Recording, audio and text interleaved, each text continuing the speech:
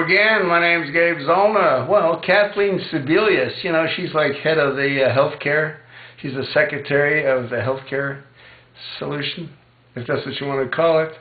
Well, she said that, she really had no choice. She had to launch it on the beginning of October, irrespective of whether or not it was tested adequately, because that's what the law said. So she was just trying to comply with the law. Well, guess what? That's not what the law said. What the law actually said, that it's up to the Secretary of Health Services to determine as to when to launch the program. Huh? Yeah, these people in positions of power, they can't help but lie. They usually just lie and get away with it. It's like no big deal. Problem is, there's a whole lot of fact checkers out there right now. So for her to say that, she had to launch it on October 1st because that's the law, well, it's not true.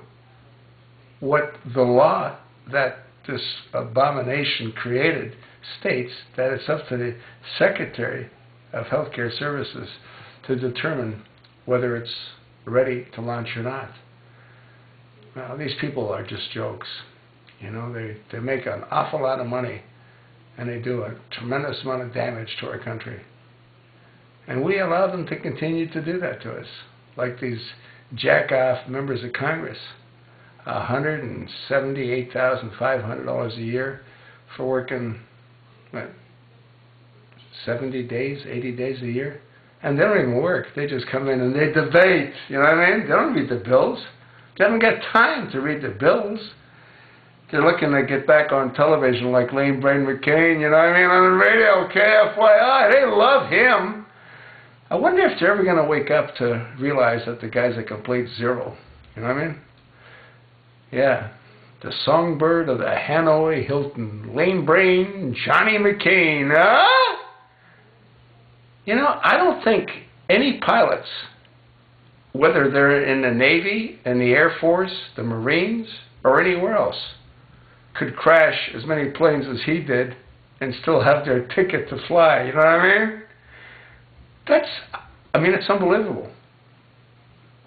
Yeah, check out the number of planes that he's crashed. He actually almost sunk a whole aircraft carrier, because he's such a jack-off, and he dropped a bomb on the deck of an aircraft carrier. Yeah, well, the plane was parked, but he still dropped the bomb, and the bomb went off, and people died. A lot of people died. Yeah. Senator Johnny McCain, the songbird of the Hanoi Hilton. You wonder why he's called that?